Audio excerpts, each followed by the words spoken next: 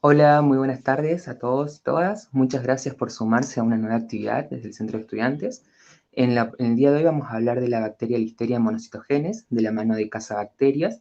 Nos acompaña en la disertación la licenciada Roxana Furman, ella es licenciada en Tecnología Industrial de los Alimentos y profesional gastronómica, y la doctora María Claudia de Grossi. Ella es doctora en Química con orientación en bromatología y tecnología de los alimentos y coaching ontológica.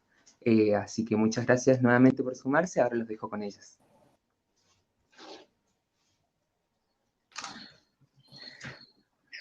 Buenas tardes, ¿qué tal Mauro? Muchas gracias por la presentación. Ahí está sumándose Claudia también, así que ya estamos listas. Listas para arrancar y gracias desde ya por la invitación. Es un honor estar acompañándolos este ratito. Muchas gracias a ustedes. Bueno, las dejo ahora en la presentación y nos vemos al final. Genial, entonces les contamos que ahora vamos a compartir pantalla con Claudia como para poder hacer la presentación y les proponemos que, si les parece, al final se guarden las preguntas para poder responder todas juntas con mucho gusto. Entonces, vamos a compartir. Claudia, voy a compartir yo la pantalla. Excelente, Roxy.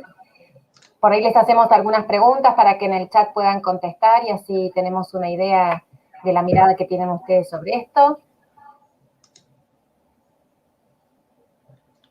Bien, me fui para acá, perdón. Ahí voy. Solamente confirmame que estemos viendo bien la pantalla. Sí, sí, sí. Impecable. Bueno, genial. Vamos a leer el título, Listeria monocytogenes, ¿qué hacer para bajar el riesgo en casa? Fisiología y control de este patógeno poco difundido. Ustedes saben que nosotras pertenecemos a una cuenta, a un equipo de trabajo que trabaja difundiendo ciencia, difundiendo en este caso las buenas prácticas de manufactura en el hogar. Nos interesa que en casa podamos tener prácticas seguras y prácticas quise decir seguras y confiables, que nos permitan darle a nuestros hijos alimentos confiables y a nuestra familia. Entonces, nos hicimos esta pregunta, ya que siempre nos consultan desde @casabacterias, cosas que tienen que ver quizás con las conservas, con el Clostridium botulinum, con la toxina botulínica, las madres preocupadas por el síndrome urémico hemolítico en cuanto al consumo de carnes crudas o de carne picada. Salmonela. Nos hablan de la salmonela relacionada con el huevo, con la mayonesa cruda, con la mayonesa no pasteurizada. Algunos más expertos nos pueden llegar a hablar del Campylobacter en el pollo, pero jamás, de los jamases, tenemos un público que nos puede llegar a preguntar de la Listeria monocytogenes. Cosa que nos parece muy, muy importante, y en este ámbito donde estamos hoy, nos parece muy importante poder difundirlo y poder hablar. Seguramente ustedes conocen de qué se trata, pero nosotros vamos a abordar el tema desde el lado que nos compete, que es el del lado de la cocina. Entonces, ¿qué hacer para bajar el riesgo en casa?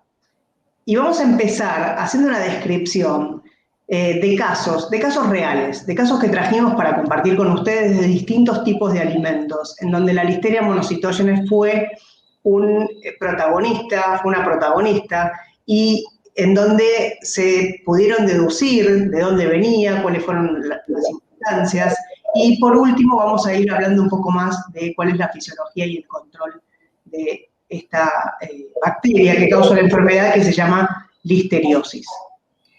Agrego una cosita, Roxy, nada más, en donde siempre ponemos foco en el peligro, que en este caso elegimos un peligro particular, que es Listeria monocytogenes, y cómo bajar el riesgo, que nunca va a ser cero, que en este caso es un riesgo a considerar en ciertos grupos poblacionales que también vamos a ir mencionando, y que la idea es que en casa pueda bajarse ese riesgo para que sea lo más pequeño posible. Esto es, que la probabilidad de enfermarse sea muy bajita. Perfecto, y para conocer el riesgo, para bajar el riesgo, una de las cosas que tenemos que saber, que hacer, mejor dicho, es conocer, es capacitarnos, es saber de qué se trata. Entonces, por eso es que hablamos de esto nosotros todo el tiempo en nuestra cuenta. El primero de los casos que les traemos es un caso de una ensalada en Texas, una ensalada que tenía apio, que se incorporó este apio a una ensalada de pollo, en donde el apio era el producto que estaba contaminado. Si pueden leer en rojo, dice 10 casos, el brote tuvo 10 casos en donde 5 fueron fatales, la muerte el porcentaje de muerte es altísimo, lo vamos a ver ahora, en donde, sin embargo, en el apio, cuando se pudo determinar y cuando se hizo el análisis microbiológico, se determinó que el recuento era bajo. Pero, ¿qué pasó con esto? Entonces, es importante seguir el camino de este alimento para ver qué es lo que pasó, por qué hubo este brote. Si bien el recuento del apio en Listeria monocytogenes fue bajo, lo que pasó es que al incorporarlo en la ensalada de pollo, esto fue aumentando. Y con el agravante de que este producto y esta enfermedad se dio en un hospital, en donde tenemos uno de los problemas que ocurren con esta enfermedad es que el grupo vulnerable, en este caso, eran personas inmunosuprimidas. Entonces, lo que nos preguntamos, me cuesta pasar la diapo con las teclas, ahora a ver, con el mouse sí. Entonces, lo que nos preguntamos es qué posibilidades de multiplicación hubieron posteriormente al incorporar este apio en la ensalada del pollo, por lo cual esta bacteria se desarrolló y produjo la enfermedad. El segundo caso que les trajimos es un caso que fue muy conocido en su momento, un caso que se dio por consumo de melón cantaloupe, que es un tipo de melón específico, que tiene una característica específica en su cáscara, con muchos recovecos, y hubieron 147 personas afectadas, con 33 muertos, y se registró un aborto. Entonces, digamos que en el estudio de esta enfermedad lo que se vio es que había una elevada contaminación en esta fruta, el clima era tormentoso. ¿Y por qué hablamos del clima tormentoso? ¿Y por qué hablamos del calor? Porque estamos hablando de una bacteria ubicua, una bacteria que yo la encuentro en el ambiente, en donde probablemente se haya desarrollado en esta fruta por un mantenimiento excesivo a temperatura de peligro, quizás, en donde se encontró que el lavado de la fruta no fue el adecuado, que de por sí es un producto difícil de lavar, el melón, cuando está entero, pero con el agravante, como dice en el último renglón, que después se comercializó cortado, listo para consumir. O sea, a veces encontramos en nuestras verdulerías, en nuestro país, comerciantes que cortan los melones o las sandías y las ponen directamente para vender. Entonces acá tenemos un peligro que tenemos que tenerlo en cuenta. Fíjense que dice que faltó cloración del agua, que hubo superficies de trabajo que eran porosas y eran difíciles de limpiar. Y ahí es donde estoy empezando a darme cuenta dónde puede estar esta bacteria inmersa y cómo puede llegar al melón. Continúo entonces, después que ya Roxy les está dando bastante pista, lo ubicua que es esta bacteria. Le gusta el calorcito, pero vamos a ver que tiene alguna otra característica a considerar.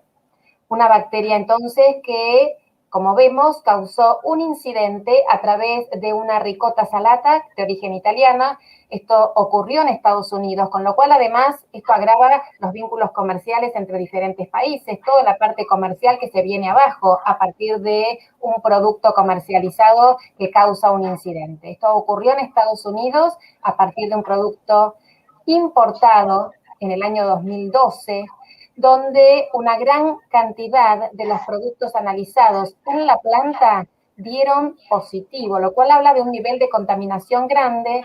Y volvemos entonces a lo que son superficies de trabajo, todas las zonas donde hay humedad, donde hay goteo de agua, donde hay condensación. Incluso 8 meses después del incidente, las muestras ambientales seguían dando positivas.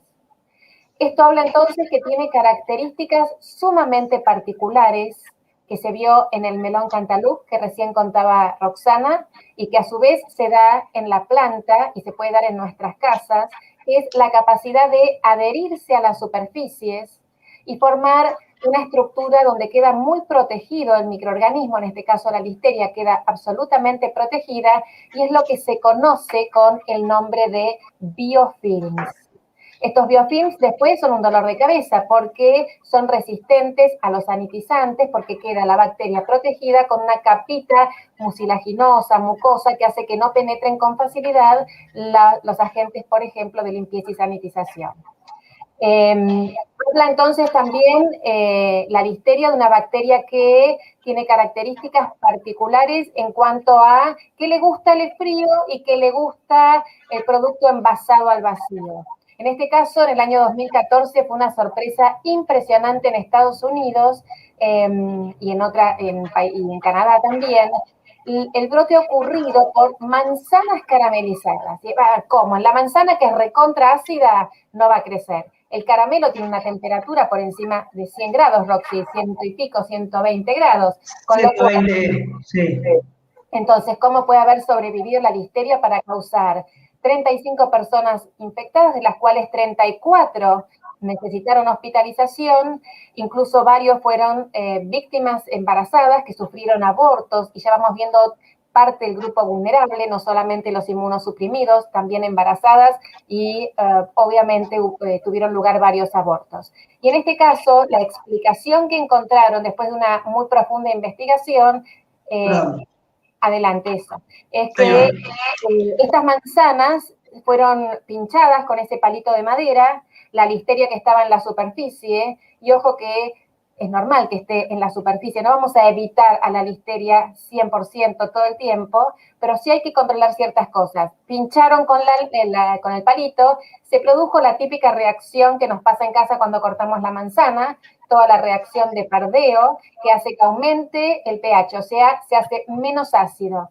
Y esa poca listeria, entonces, que estaba ahí, que le encanta el frío de nuestras heladeras, y cuando está un poco ahí llega a crecer hasta casi 1 grado, 1,3 grados, pero a su vez le encanta cuando está a 4 o 5, y ahí entonces, envasada al vacío todavía más, estamos seleccionándola y crece. Y esto hizo que alcanzara para ese grupo vulnerable la dosis suficiente para causar enfermedad.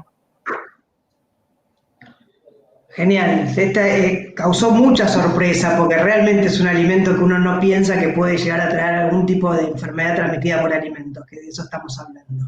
El siguiente caso es un caso de brotes, ¿sí? Brotes de poroto mu germinados. Hoy está muy difundido, muy de moda, diría, el tema de los germinados de nuestros alimentos, y muchas veces en casa lo hacemos y quizás no cuidamos algunas cosas que tenemos que cuidar. Nosotros hace poco hicimos un posteo al respecto porque nos pareció que era un tema importante tocar el tema de los germinados. ¿Qué cuidados yo tengo que tener? ¿Qué cuidados en cuestión de temperatura? Pero sin embargo volvemos al mismo problema de esta bacteria, que además de ser ubicua, de encontrarlo en el agua, de encontrarlo en el ambiente, puede crecer, como dijo bien Claudia recién, en los ambientes de la heladera. Entonces, tener mucho cuidado con, no solamente de los cuidados en cuanto a el proceso de ese alimento, sino también la vida útil. ¿Cuánto tiempo tengo ese alimento en la heladera para ser consumido en casa? En este caso, en el 2014, hubieron 5 personas afectadas, 2 muertes, y las muestras de los germinados germinados y ambientales de la planta dieron positivo. Eso significa que, como bien dijimos recién, se encuentra en el ambiente. Entonces, en la planta es muy difícil sanitizar esta planta. 1 año después, las muestras ambientales seguían dando positivos para Listeria monocytogenes. El próximo caso, perdón, pero me hace renegar el mouse, es un caso que también fue muy relevante en su momento, en lácteos pasteurizados, porque uno puede decir, bueno, podemos encontrar Listeria monocytogenes en lácteos no pasteurizados, y de hecho es una buena práctica a cumplir siempre pasteurizar los lácteos, pero también nos podemos encontrar en aquellos lácteos que quizás estén pasteurizados. En este caso, un brote en el 2015 con 10 personas afectadas. También las muestras dieron positivo para Listeria en la planta, y los ambientales también, los hisopados de ambiente. En la planta se detectaron zonas de condensación de agua, Este es un microorganismo que le gusta el frío y le gusta el agua.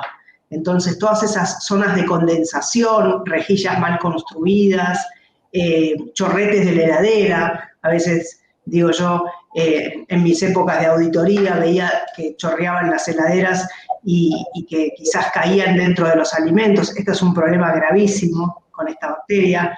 Fallas en el cronograma de limpieza. Nosotros cuando hablamos de seguridad alimentaria, hablamos de un cronograma de higiene que nos permita mantener las superficies siempre limpias, para lo cual se planifica esta limpieza y esta sanitización. Por supuesto que esta, o por supuesto no, en realidad les contamos que esta es una bacteria que se va a morir, se va a destruir por la pasteurización, porque no resiste temperaturas altas. Pero acá lo que se vio que hubo una recontaminación posterior a la producción. Decíamos con Claudia que recordábamos este caso en donde prácticamente hubo que hacer la planta nueva para poder evitar la contaminación de esta bacteria.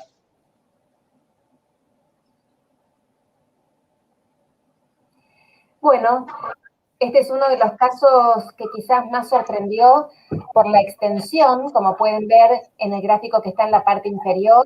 Entre enero del 2017 y julio del 2018 en Sudáfrica empezaron a detectar primero sutilmente y después un gran caso que intervino la Organización Mundial de la Salud, intervinieron organismos internacionales para poder saber qué estaba pasando, cuál era la fuente de contaminación, el alimento contaminado que estaba generando tal cantidad de afectados, 1.060 casos, una enorme cantidad de personas muertas, embarazadas que perdieron sus hijos, también sus embarazos, bebés que nacen y sufren una infección en el momento del nacimiento, cuando pasan por el canal de parto se infectan y tienen secuelas posteriores, fetos, muerte fetal, es decir, fue muy tremendo este incidente. Llevó mucho tiempo poder identificar cuál era el origen de la contaminación y cuando lo detectaron empezaron, fíjense que ya muy avanzado el incidente, los retiros del mercado. En este sentido, es fundamental poder contar con datos de la empresa, poder tener toda la trazabilidad para poder retirar justamente cuando se detecta el incidente. Y uno de los problemas con los que nos encontramos es que en general, en estos grupos vulnerables, entre que se come el producto y se produce todas las consecuencias más severas, como por ejemplo la pérdida de un embarazo en una embarazada o cuadros muy severos en personas muy mayores, pasa prácticamente un mes, quizás un poco más, y esto hace que sea difícil acordarse qué fue lo que comí para así poder sacarlo, identificarlo, corroborar la contaminación y sacarlo del mercado. Son todos productos de larga vida útil en refrigeración.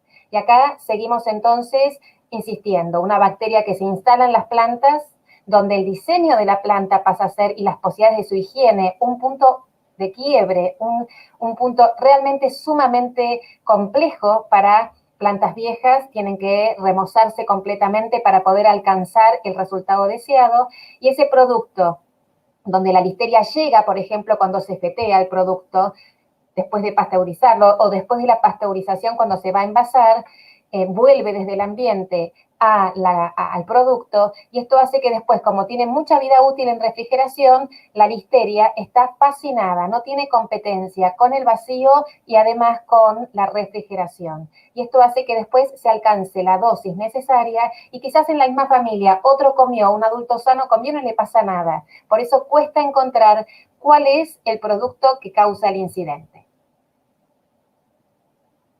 Semejante a esto, hace un par de años en España ocurrió un brote terrible por una carne llamada carne mechada, carne cocida envasada al vacío, que la gente la compraba a una empresa familiar de muchísimos años, la feteaba, la comía en sándwiches, la comía en bocadillos, como dicen ellos.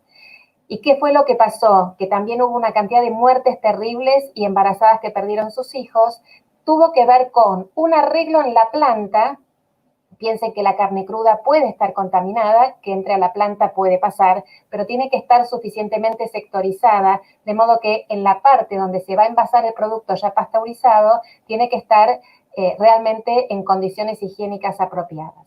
En este caso hicieron arreglos y había muestras positivas para listeria en el ambiente y el dueño siguió comercializando el producto de larga vida útil en refrigeración. Por eso estuvo preso incluso, no sé en este momento cómo está, pero fue detenido por considerarlo realmente criminal.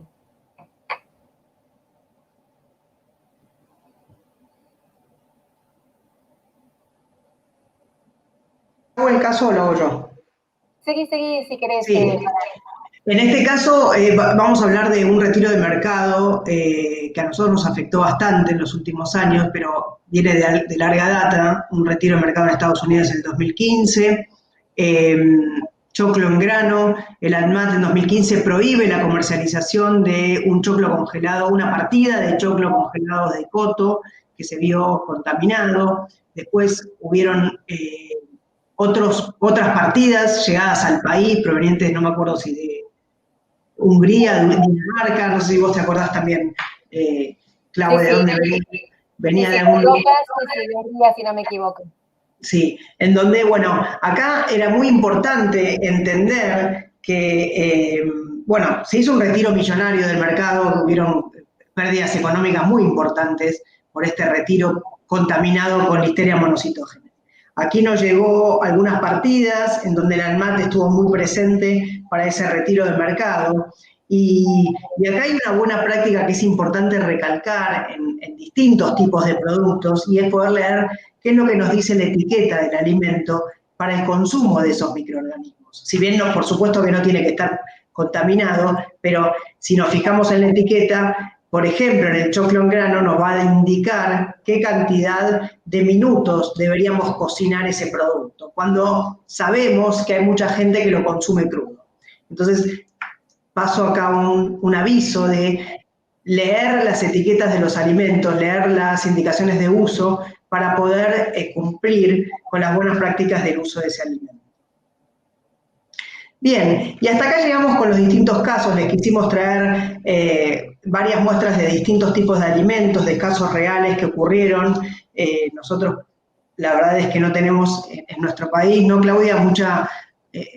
Hay un estudio realizado por la Red de Seguridad Alimentaria de CONICET, pero no hay tanta identificación, no tenemos datos de casos concretos donde se haya vinculado a un alimento. Sí han habido algunos retiros, que fue el del congelador, y algunos salamines que fueron retirados del mercado porque dieron positivos para listeria. Acá no se hace recuento, sino si está o no está, y algunas muestras han dado positivas. Bien, y vamos a hablar un poquito de algunas cositas que ya veníamos hablando, pero puntualmente cuáles son las características de este microorganismo. Es un microorganismo bacilo gram positivo, es aerobio facultativo, hablamos en varios momentos de esta posibilidad de este microorganismo crecer en ambientes envasados al vacío, o sea, en alimentos que están envasados al vacío, porque al ser facultativo nos indica que puede crecer tanto en presencia como en ausencia de oxígeno, con lo cual en ese alimento envasado al vacío que yo coloco en frío, son todas cosas que este microorganismo puede evadir, tanto el frío como el vacío. Entonces hay que tener mucho cuidado ahí con la contaminación previa al envasado. Además es un microorganismo que crece con un porcentaje elevado de sal, con lo cual es bastante resistente a la sal. Por eso hablamos de fiambres, hablamos de productos listos para consumir, en donde otros microorganismos no pueden crecer con facilidad, sin embargo la Listeria monocitógenes sí, y tiene el campo un poco más abierto al tener esta posibilidad de crecer con este porcentaje de sal. Forma biofilms, como dijo Claudia hace un rato, estas películas resistentes que hacen que sean un dolor de cabeza para los productores en las plantas de elaboración de alimentos. Tiene una movilidad de volteretas, bueno, es un dato que en cuanto a la cocina mucho no nos aporta, y lo que sí nos aporta es que no es formador de esporas, con lo cual es un microorganismo que, como dijimos antes, no resiste la cocción, lo puedo eliminar por cocción. Por eso es importante, y ahora lo vamos a ver en un minuto, una de las buenas prácticas para las mujeres embarazadas, para inmunosuprimidos y para personas ancianas, consumir los alimentos cocidos y posterior a la cocción con inmediatez, a tratar de hacerlo de esta manera. Aquí la acidez, y ahí te quedó la acidez también. Sí, ok. Sí, justo iba a tomar un trago de... tiene un pH óptimo de crecimiento de 7, que en realidad es un pH que está en la mayoría de los alimentos, están en ese rango, pero también sobrevive a ambientes ácidos, con lo cual vemos que es un microorganismo ubicuo y que tiene algunas características que hacen que su crecimiento quizás se facilite en algún tipo de alimentos. Como dijimos antes, el reservorio es amplio, en el suelo, en el agua, puede estar y crecer en las superficies, en el forraje, podemos ser portadores sanos, tanto animales como humanos, con lo cual podemos llevar este microorganismo también nosotros y transmitirlo. No sé si, Claudia, ¿querés agregar algo más a esto? Quería agregar algo. No pusimos una pantallita porque hay millones de retiros del mercado todo el tiempo, sándwiches envasados, muchos de Estados Unidos, obviamente no tenemos datos de aquí, muchísima cantidad de alimentos, y uno que no terminamos poniendo para el tiempo que nos quedaba poder avanzar ahora las recomendaciones. Son todos productos que se miran como súper saludables, por ejemplo, unos microverdes, que son como unas hojitas muy pequeñas, y ahí sí, si bien en la cocina las volteretas, como dijo Roxy, no nos preocupan, en esas producciones sí, porque esas volteretas es lo que le permite en muchos casos invadir ese tipo de productos, que después quedan en los conductos internos y se hace inaccesible a veces que el desinfectante pueda actuar. Entonces, son verdaderamente desafíos para la industria de alimentos poder lograr ese equilibrio entre el producto saludable, desde que esos microverdes aportan un montón de nutrientes y que no contengan este tipo de microorganismos en un nivel que pueda ser dañino para el grupo vulnerable justamente. Perfecto. Bueno, como dijimos, y para cerrar esta pantallita, es un microorganismo psicrótrofo, crece en ambientes fríos con facilidad, ¿sí? Bueno, muy poquito sobre esto, dado que no es nuestra mayor experiencia, pero sí para tener en cuenta todas las complicaciones que nos puede generar la listeria. Ingresa con una enorme variedad de alimentos. Fíjense, ese queso azul ahí no es casual, vamos a venir sobre esto, ese melón cortado, hay algunos fiambres, pescados crudos y demás, y llega a nuestro tracto gastrointestinal. Así pasa a partir de los nódulos linfoides a la circulación. Tener en cuenta que para la población sana, para que alguien se enferme por listeria y sufra diarreas y sufra fiebre, es algo raro. Recién en el año 97, esta bacteria emergió como patógeno transmitido por alimentos en el año 82 y recién en el 97 se vio que en adultos sanos puede causar diarreas y fiebre. Si querés cliquear que ahí va entrando la información. En el caso de los adultos sanos fueron unas leches chocolatadas, unas carnes, y tenían una dosis altísima, habían sido dejados esos alimentos a temperatura ambiente un montón de horas. Eso es poco frecuente. Es raro que la gente sufra diarreas, o por lo menos que se investiguen, ¿no? Para saber si pudo haber sido la listeria. Ahora, el punto es que es una diarrea no invasiva, nuestro cuerpo limita, nuestro sistema inmuno nos defiende, listo. Pero en el grupo vulnerable, que está integrado por las personas inmunosuprimidas, ancianos, adultos mayores, y ojo que acá el CDC sigue hablando de mayores de 65 años, así que en general las personas afectadas son mayores de 70 o 75 años, y a su vez embarazadas, son la población de riesgo, esencialmente, donde supera la barrera intestinal y pueden convertirse reservorios de esta bacteria el hígado y el vaso. Y así puede provocar una listeriosis invasiva, que en general puede provocar meningitis, por ejemplo, en adultos mayores, o en el recién nacido, e incluso abortos en el caso de una embarazada, o la muerte del feto, o la infección entonces del recién nacido, o que se infecte en el canal de parto y que por lo tanto sufra esa meningitis, por ejemplo, como ejemplos, después del nacimiento, muy cerquita al nacimiento, y pueden quedar secuelas, por supuesto. Por eso, si bien no es tan frecuente como la salmonela, no es tan frecuente como el Campylobacter, sí son muy graves sus consecuencias, y por eso queremos que se conozcan las recomendaciones para su prevención. Bien, Y acá hablemos un poquito, resumiendo un poco lo que venimos diciendo, Listeria monocytogenes es la tercera causa de muerte por enfermedades transmitidas por alimentos. El grupo de riesgo, como lo dijo recién Claudia, mujeres embarazadas, personas mayores, bebés y inmunosuprimidos.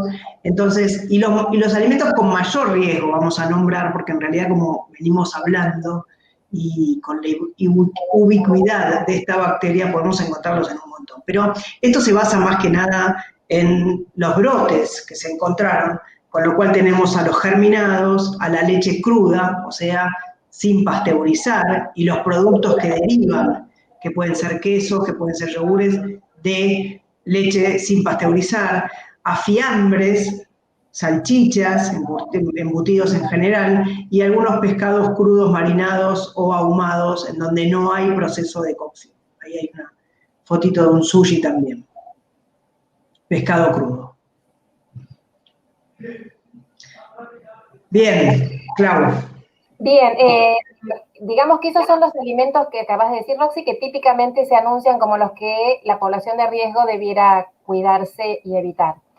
Datos de la Unión Europea dice que el 90% de los casos de listeriosis invasiva tiene que ver con alimentos listos para consumir, es decir, que no hay un calentamiento previo, alimentos que tal como están los vamos a consumir, con una dosis de aproximadamente 2.000 unidades formadoras de colonias por gramo.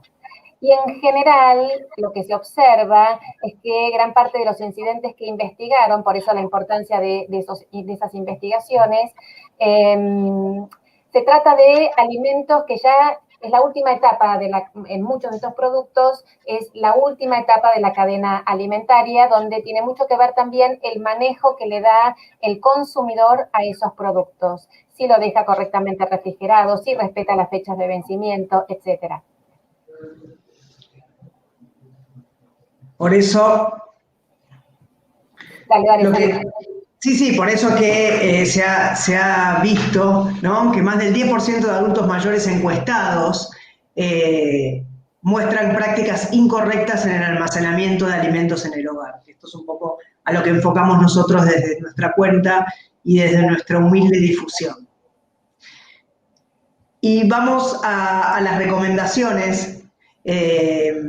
Bien, y ahora un poco más fundamentadas, después de todo lo que dijimos, es importante calentar a una temperatura interna los alimentos mayor de 74, 75 grados o hasta que humea, con lo cual yo me estoy asegurando que la bacteria se muere. Por eso es importante a veces tener en cuenta que el uso de un termómetro pinchacarne en la cocina es una herramienta importantísima para ciertas poblaciones de riesgo. Esto está muy difundido en los comedores y en las cocinas más profesionales, pero quizás en casa es una herramienta que es económica y que se puede empezar a utilizar. Como dije antes, alimentos listos para consumir que se sirvan calientes, o sea, que después de la cocción o el calentamiento es importante que se pueda servir ese alimento y consumir en el momento. Ese sería como el proceso más seguro. Hot dogs, carnes feteadas, vegetales congelados, entradas congeladas, calentar estos alimentos para evitar la bacteria de la cual estamos hablando. Recordemos que eso es para la población vulnerable esencialmente. Los adultos sanos no tenemos, es una buena práctica también, pero no tenemos mayores problemas. Esto es para población de riesgo. ¿Qué deben hacer? Siempre estamos hablando de población de riesgo, tal cual, sí.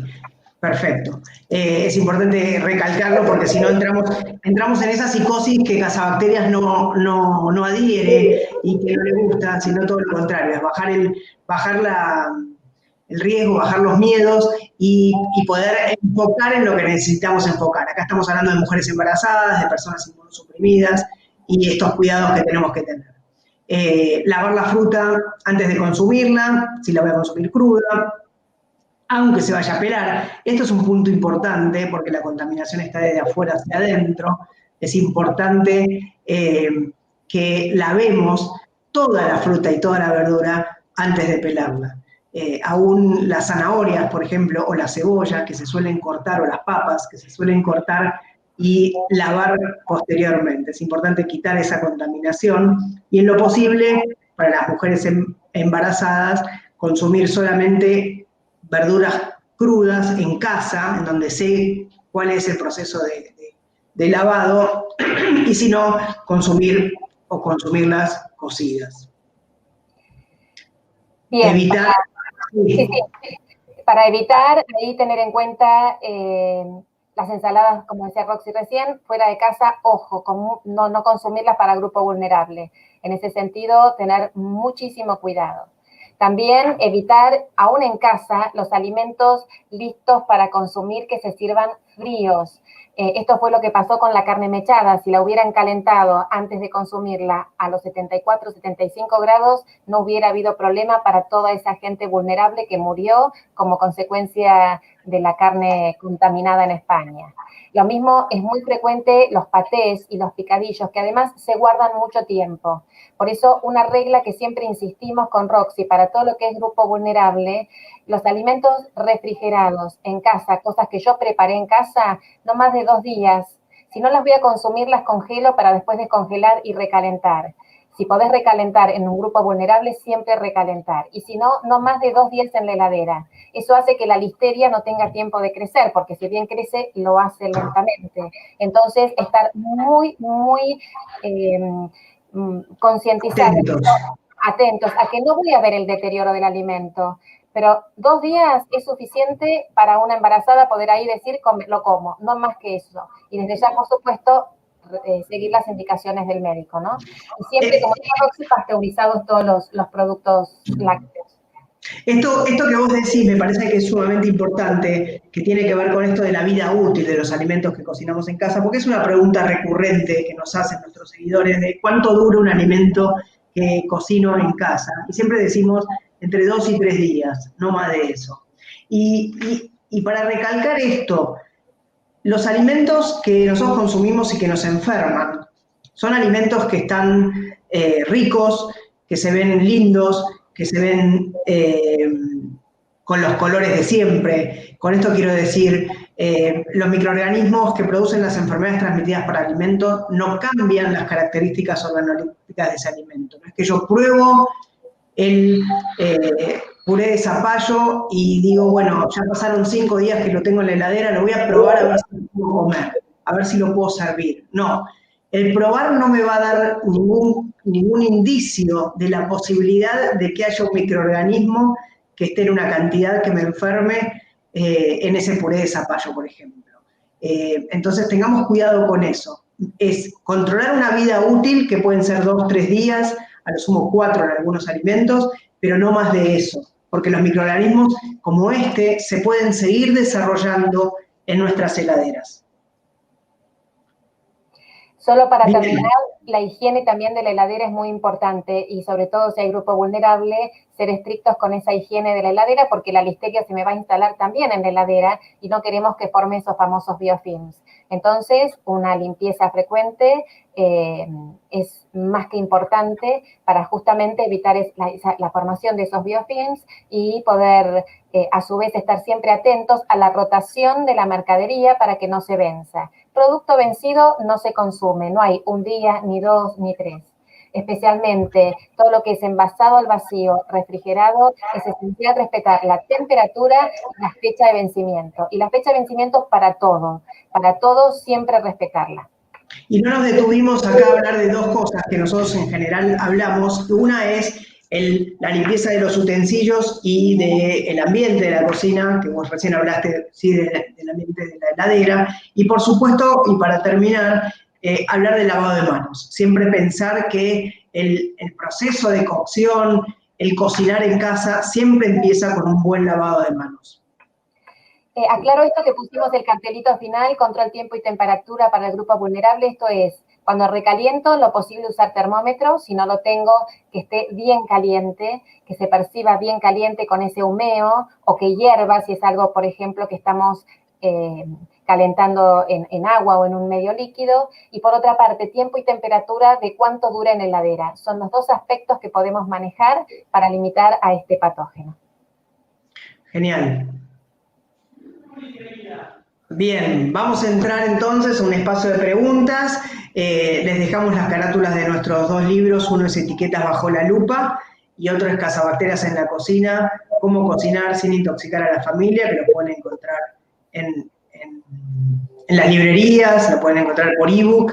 Y también les queremos contar, y ahora sí vamos al espacio de preguntas que estamos por sacar, y para eso los invitamos a que nos sigan en nuestras redes, en @cazabacterias, ya sea en YouTube, en Facebook o en Instagram, porque estamos por lanzar justamente un pequeño ebook que va a tener que ver con todo lo que hablamos en esta charla, con todo lo que tenemos que cuidarnos para que ustedes lo puedan adquirir o lo puedan regalar, para ayudarnos a nosotras a difundir esto a toda la comunidad, que nos parece que es muy importante. Así que yo voy a dejar de compartir, les decimos nuevamente muchas gracias a todos por escucharnos y a Mauro también por la invitación. Bueno, Claudia, Roxana, la verdad que muchísimas gracias por la disertación. Son cosas que deberíamos saber de la vida, ¿no? De chicos y no estar viéndolas tan de grande, digamos. Hay cosas, tips que voy a implementar claramente en mi vida diaria. Así que bueno, ahí hay muchos mensajes agradeciendo, gente que les ha gustado la charla. Tenemos casi 200 personas en el vivo. Y bueno, ahí Jimena nos va a ir pasando las preguntas por acá abajo. Excelente. Genial, Mauro, coincidimos con vos en que este es un tema que tiene que ver con la educación, primaria, y que los chicos nos tendrían que ayudar a los adultos a poder cuidarnos de estas cosas en casa, sin duda. Desde jardín, porque esto es desde que están en jardín ya se puede trabajar un montón. Hay un montón de actividades para hacer. Bien. Acá Meli nos pregunta cómo lo transmiten los portadores sanos. En el caso de portadores sanos, son personas que no tienen idea que están incubando o que tienen la infección y que lo están eliminando, y que se elimina por materia fecal porque se multiplica en el intestino en algún momento y puede haber fallas en la higiene de manos y así pasar al alimento. Así que bueno, eso es, sí, la higiene de manos es fundamental. Bien. Bien, Guillermo me pregunta, ¿la causa de muerte de listeriosis es por meningitis o encefalitis? En principio, hay muchos casos de meningitis, hay muerte fetal que también, por lo que pude yo, no es nuestra especialidad la parte que están preguntando, pero pudimos leer, por lo que yo pude rescatar, que hay un montón de información, incluso tiene que ver, sí, con algún tipo de infección.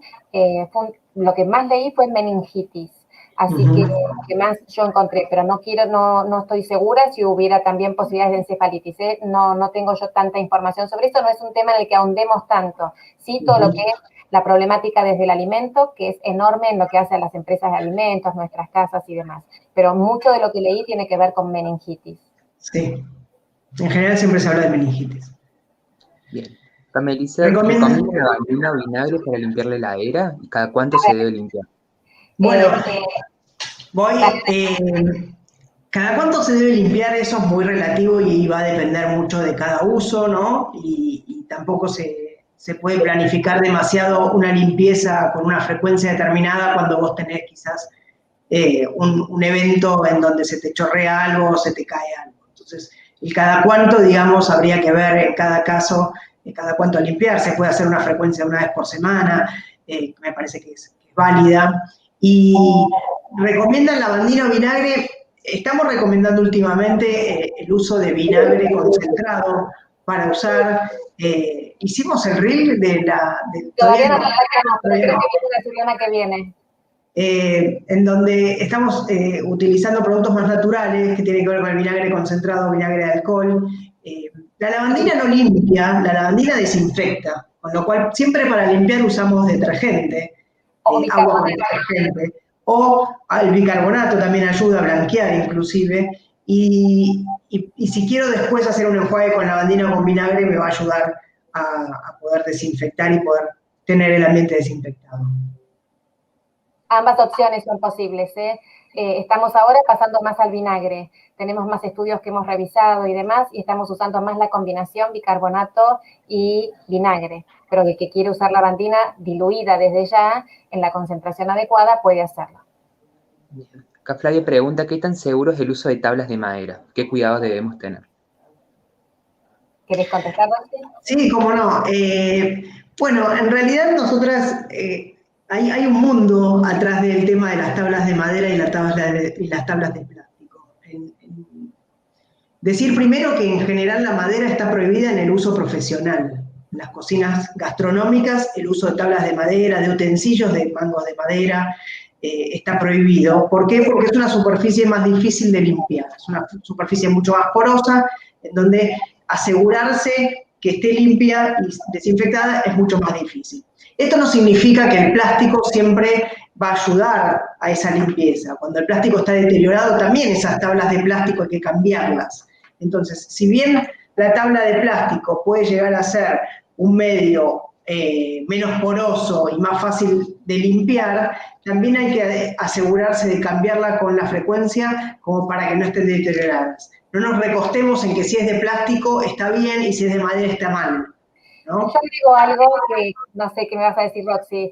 Hay mucha gente que tiene la tabla de madera de la familia, que la ha usado generación tras generación y están todos bien y todos han sobrevivido a la tabla de madera, porque también hay estudios que muestran que bien usada puede usarse no a nivel de trabajo, digamos, de un servicio de comidas, pero en casa. ¿Cuál es el punto? Que no libere astillas, porque si libera astillas ya no sirve, tienen que ser maderas hiperduras. Y por otra parte, después que la limpiaste a fondo, lo que haces cuando apagaste el horno, la dejas apoyado para que se seque en el calorcito del horno, de modo que no quede humedad. Si no queda humedad y no queda comida, la va a poder usar. Y a veces también al sol, para que el sol actúe como para eliminar cualquier tipo de microorganismo por acción intensa del sol. Pero en casa, no usen un servicio de comida. Claro, esto es importante. Los microorganismos necesitan para crecer, entre otras cosas, alimento y humedad. Con lo cual, si yo en la tabla de madera les dejo estas dos cosas, voy a dar posibilidades a que se desarrollen. Estamos ahora con Claudia pro tabla de vidrio también, que es una opción que tampoco estaría permitida en las cocinas profesionales, porque el vidrio en general es un material que no está permitido en las cocinas. Sí para el servicio, pero no para la preparación de alimentos, por el riesgo justamente de que el vidrio se rompa y que pueda contaminar los alimentos. Pero en casa, bueno, encontramos un espacio que es ideal porque se limpia muy fácil, justamente no quedan esos recovecos, puede tener una durabilidad muy larga y en casa la tratamos con mucho más cuidado que quizás tanta gente manipulándola en un servicio de comidas, ¿no? Donde hay más chances de que se rompa. Acá a mí nos preguntan, en conclusión, ¿la bacteria pierde naturalidad a los 74 grados o más? Consulto por el ejemplo de las manzanas caramelizadas. Ahí aclaro que sí, la bacteria no resiste, mucho tiempo se dudó si resistía o no la pasteurización. Los brotes que tuvieron lugar por lácteos es por recontaminación posterior a la pasteurización. Lo que pasó con las manzanas acarameladas es que desarrolló donde se insertó el palito antes de poner el caramelo. Entonces, lo que ingresó al pinchar la manzana hizo que aumentara el pH porque se produjo ese oscurecimiento típico de las manzanas frutadas, favoreció el desarrollo de la listeria en el frío y envasadas al vacío, y el caramelo no la llegó a tocar a la listeria, entonces, porque estaba por afuera. Entonces, ese fue el punto, que no llegó a tomar contacto con el caramelo, porque fue pinchada y metida para adentro. Justamente por eso fue tan sorprendente el caso, porque pensaron así como a mí, que cómo puede ser que con el caramelo tan caliente haya resistido la bacteria. Creo que esta es de las últimas preguntas que hay. ¿Se recomienda lavar con lavandina las frutas o verduras? Roxy, ¿querés vos? Porque recién lo aclaraste. No se lava con lavandina, se lava con agua, porque si hay mugre, la lavandina es neutralizada por la mugre. Entonces, no va a tener eficacia la lavandina. Si lava con agua, no con detergente, no con jabón, no con nada, con agua nada más. Después con agua fría. Después que lavamos podemos sanitizar. Y ahí podés usar las 3 gotas de lavandina por litro de agua. Y estamos también con Roxana trabajando para pensar en algún sanitizante alternativo, que algunos existen ya comerciales, que son ácidos orgánicos y demás. También la gente deberá seguir las instrucciones del fabricante, obviamente, y en cada caso habrá que ver la eficacia. La lavandina seguro se puede usar. Desde Casa Bacterias consideramos siempre la posibilidad del lavado para el grupo, para adultos sanos, con agua es suficiente. Cuando hablamos de sanitización con lavandina, 3 gotas de lavandina por litro de agua, que la proporción es muy pequeña, como dice Claudia, siempre estamos hablando para el grupo vulnerable, ¿sí? Entonces, ahí sí considero la posibilidad de desinfectar o sanitizar estas frutas o verduras. Y partiendo de la agua potable, ¿no? Que cuentan con agua potable. Bueno, acá la última pregunta de Mauro nos dice, ¿los productos enlatados también tienen bacterias? Creo que lo estuvieron nombrando un poco también. Sí, los productos enlatados tienen un tratamiento tal, sumamente intenso, para garantizar que no va a haber chance de que desarrolle Clostridium botulinum, que es el peligro por excelencia de un enlatado.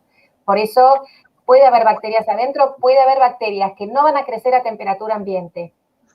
Entonces, no deberían crecer en la vida útil del producto a la temperatura de mi casa. Pero si yo pongo las latas arriba de la heladera que hace mucho calor, la lata por ahí se hincha, y es que esas bacterias que habitualmente no debieran crecer, si la temperatura fue muy alta, por ahí podrían desarrollar y me altera la lata, me tengo que tirar todo porque no sé qué pasó.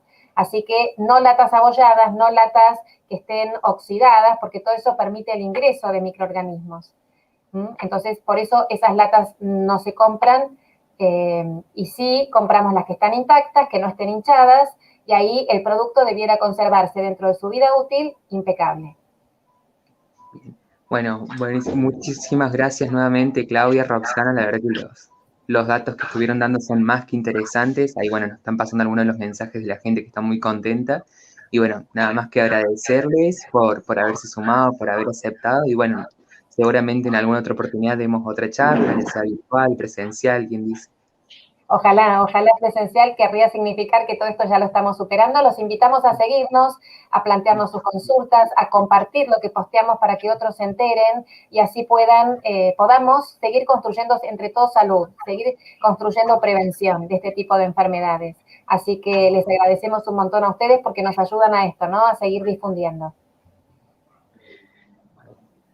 Muchas gracias, no sé si estoy muteada, no. Muchas gracias y nuevamente quedamos a disposición para todos. Desde nuestra cuenta solemos contestar todos los mensajes, así que gracias por todas las cosas lindas que están poniendo. Muchísimas gracias. Gracias a ustedes. Nuestra mirada siempre es desde el alimento, así que esto nos resulta todavía más enriquecedor para unir los dos aspectos, lo que le pasa a la persona desde la medicina, desde otras miradas, y nosotras siempre desde el alimento. Así que buenísimo si podemos seguir sumando información. Tal cual. Bueno, muchísimas gracias nuevamente y que tengan buenas tardes. Igualmente. Buenas tardes. Gracias. Bien. Bueno, muchas gracias a todos los asistentes. Ahora en 5 minutos va a arrancar otra charla que organizamos con el Centro de Estudiantes de Tecnología Médica sobre radiología básica del tórax. Así que quien quiera sumarse puede salir de esta transmisión y en nuestro canal encuentran la otra transmisión programada. Muchas gracias y bueno, nos vemos en la próxima actividad.